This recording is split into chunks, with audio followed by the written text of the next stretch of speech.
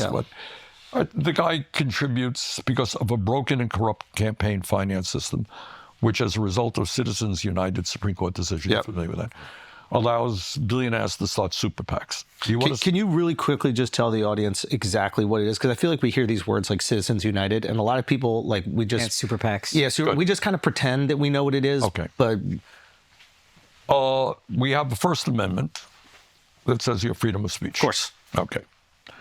So wealthy individuals, in a case called Citizens United, I don't remember all the details, basically said, look, we had at that point, Citizens United, I think, is 15, 20 years, that decision from the Supreme Court decision.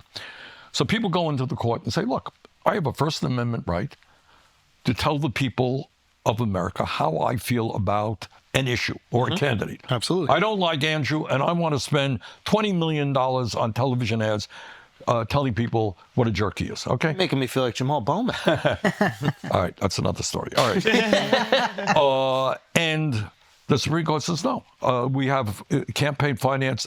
There's campaign finance law, which limits the amount of money you can spend on a campaign. So there's already a law in place. There's a law in place. Legislation said you cannot do that. That's what Citizens United did. It said the Supreme Court ruled that billionaires, that advertising is freedom of speech, and you can't limit my speech. So if I want to spend $100 million on TV ads, I have the right to do it. They say, you're right. So the issue is democracy versus billionaires being able to spend unlimited sums of money. Supreme Court went with that. And then the form it took was what's called a super PAC. You start an organization, Americans for Freedom, okay? And billionaires can put as much money as they want into that. That organization then runs ads on television. It does political stuff. That's what it's about.